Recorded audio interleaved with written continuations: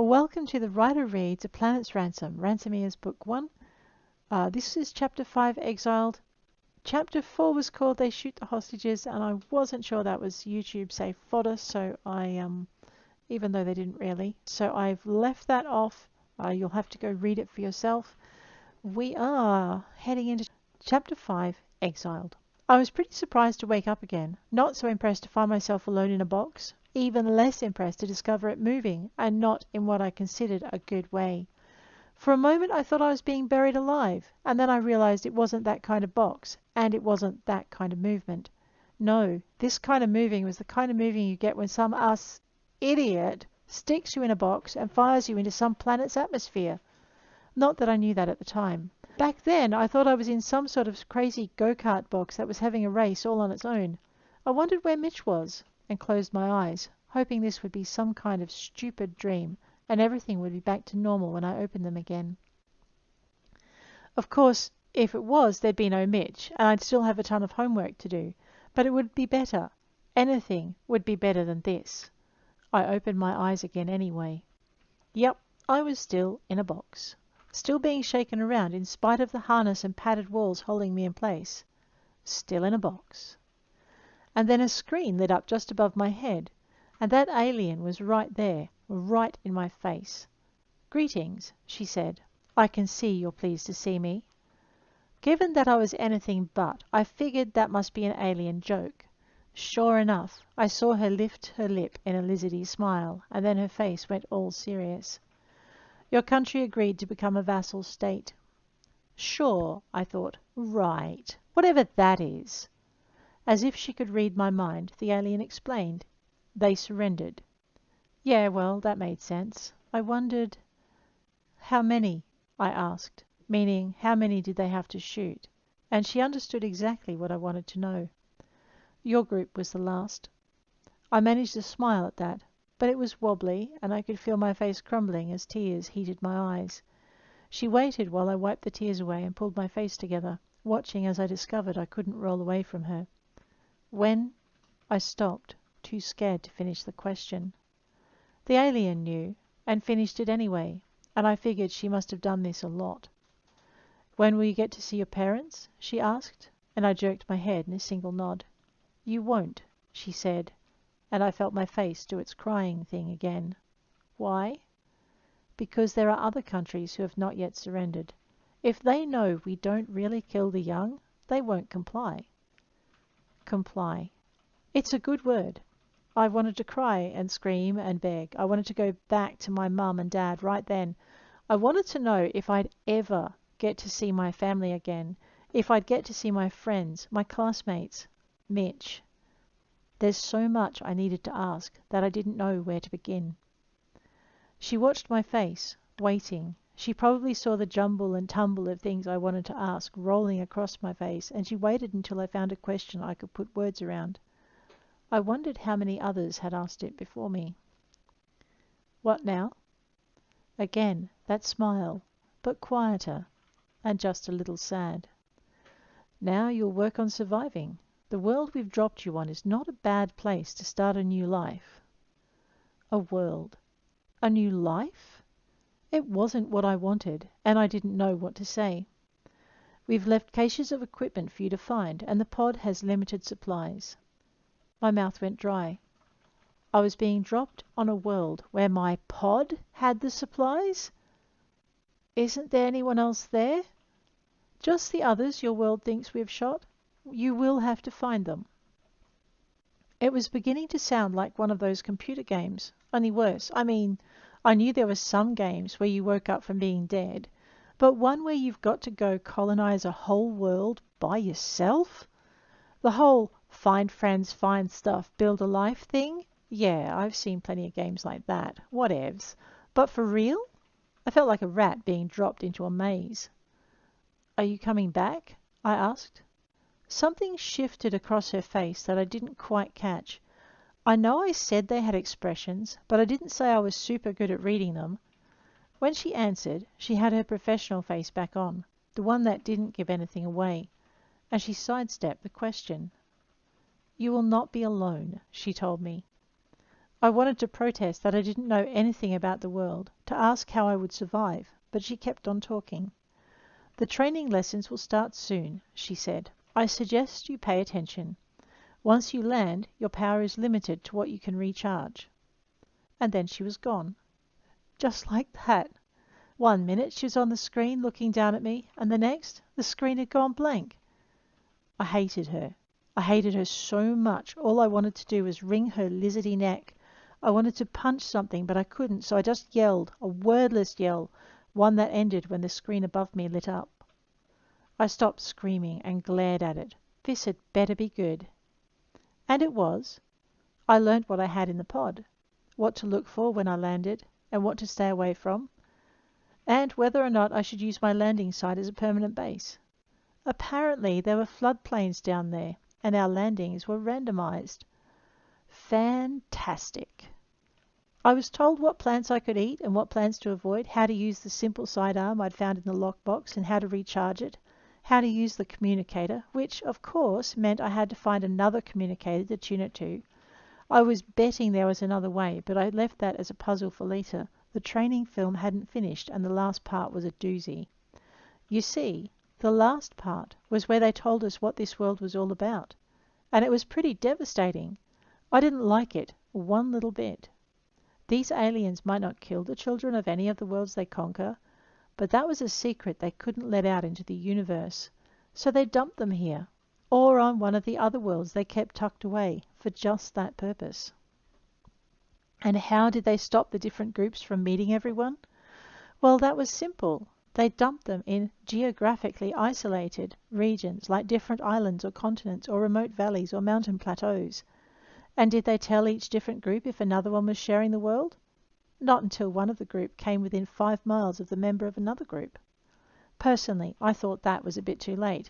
20 miles might be safer, especially in hilly regions. After all, I could see across a 10-mile rift valley, and I could probably hit what I aimed at on the other side. Bet they hadn't thought of that then. They'd set us down on the 15th world to be used for such a purpose. This didn't mean the other worlds were full, which was my first thought. It just meant they thought we needed to set down in one of the more remote regions of one of the more remote worlds. See, the worlds that can fly faster are thought to be gentler, safer peoples, so their dead get sent to worlds that have groups which are already settled. They still have to find them, but there are communities they can join that they don't have to build themselves. The worlds that don't surrender as easily, especially those that still have lots of different countries and governments like ours, well, their dead get sent to the wilder worlds where they have to set up their own civilizations. Personally, I think it's a not-so-subtle way of getting their children to learn to get along. And if that was the case, then they didn't know us humans very well then, did they? The training film ended with an instruction that lessons were to be resumed within 6 months of landing. I glared at it. Yeah, right. I mean, why would I go back to lessons when I had a world to explore and civilize? And what did the lizards think they could do to make me, anyway? Oh, right, they could withhold supplies and medical aid. Huh. I went back to glaring at the screen, but it was a short-lived glare. The training film cut out with a bit of a blip, and the pod touched down. And touching down is a nice way of putting it. If I hadn't known any better, I'd have said this thing was crashing. The first crunch and lurch, followed by another grinding jolt and another, confirmed what I was thinking, as did the long, rattling slide that followed. When the pod finally stopped, it was with a bit of a crunch, followed by a bit of rocking, and then it stopped and the side popped away from me to make more room inside. I lay still for a minute, watching as the cover lifted a few feet more over my head, and the side shifted up and away, like a wing, and then the walls at my head and feet extended out to support it. The base rolled out like a metal mat to form a floor. When it all stopped moving, I could hear things snapping into place. When those sounds stopped, the harness and padding slid away, but I waited a bit longer, until a breeze from the outside touched my face. It was cool and smelt funny, not dangerous, just different. I cautiously sat up and swung my legs over the side of the platform. As I did so, the screen above my head slid along the pod ceiling and then down to settle against the end wall where my feet had been. When it came to a stop, there was more clicking as the pod secured the screen in its new position, and then the screen came to life. 4 boxes quartered the screen. They were titled Exploration, Survival, Xenobiology, Community. Writing appeared across the middle of the screen. Touch the screen to select. I ignored it, turning back to the open side of the pod. From what I could see, I was on a hill about halfway up. Trees and bushes partly screened the view, knocked slightly askew by a ridge of earth, gouged up by the pod's landing. I wondered if they'd survive. I was trying to look past them when something chimed behind me. Turning around, I was in time to see the exploration square spin over to reveal more writing, and then spin back. The movement was accompanied by a strong female voice. Since you have made no selection, you must complete all 4 tasks. Oh, yeah? I thought, and took a step out onto the platform. The screen chimed again. I ignored it and took another step away from the pod's interior. The breeze stopped. I don't mean it stopped blowing. Looking out, I could still see the branches moving. I just couldn't feel the breeze blowing against my skin anymore. You must read each set of instructions prior to departing the pod, said the voice. I took the last few steps to the edge of the pod's shelter and stretched my hand forwards. I was not surprised when I touched. Well, it wasn't glass. Solid air. I touched solid air. Oh, for swearing will not be tolerated. Pity's sake, I finished, turning my head to look back over my shoulder. Equipment will be issued once you have verified your understanding of each instruction, the voice said, as though I had not spoken. I took another look outside, thought about sitting down on the edge of the platform and seeing what happened next. Only thing was, I knew the computer was a lot more patient than I could ever be, and I knew the Evenatch. Nothing would happen until I'd done as I was told, and that included food and other essentials. Fine, I muttered, and went back to the screen. Touching Exploration, I read, Exploration Level 1. Explore your surroundings in a 1-mile circumference and report on what you find. Wear your communicator so progress can be verified. I sighed and reached out to touch the second square. Survival. To be honest, that one had me just a little worried. I was more than a little relieved to read Survival Level 1. Start a cooking fire and maintain it for 5 days. Instructions are available at the bottom of the screen, the voice informed me, and I saw a little flashing campfire right where it said it would be. Cute, I muttered, and touched the flame. A brief flash of pain seared my finger. Fire burns. Smarter, Alec! The computer voice did not reply, but the icon turned the screen into a set of instructions. I had to take the hatchet and find a Vuran bush and Tamska tree.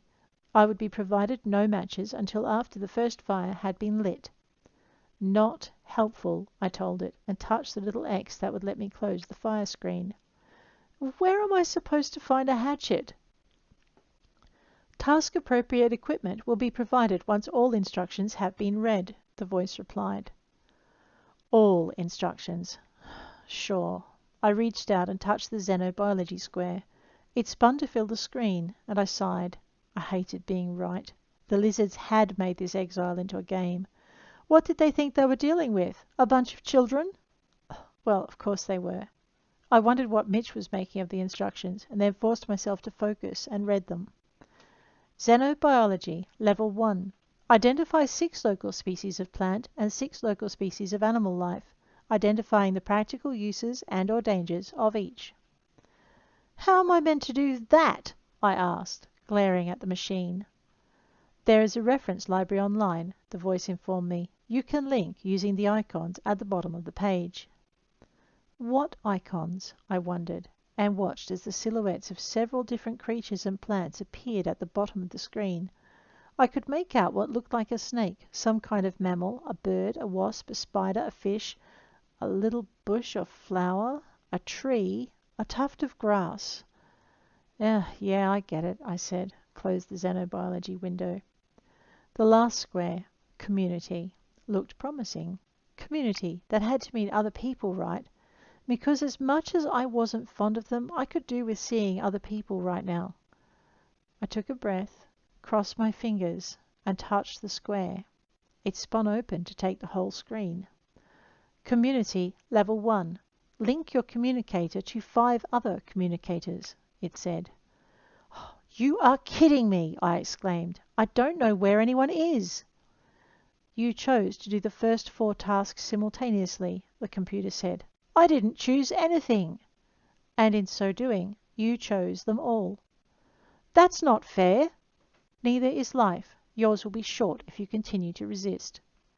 Is that a threat? It is a fact, the computer said. This is not a benign world. You mean it's dangerous? It is not a safe world, the computer said. The equipment for your tasks, as well as today's rations, are now available. Can you give me a hint?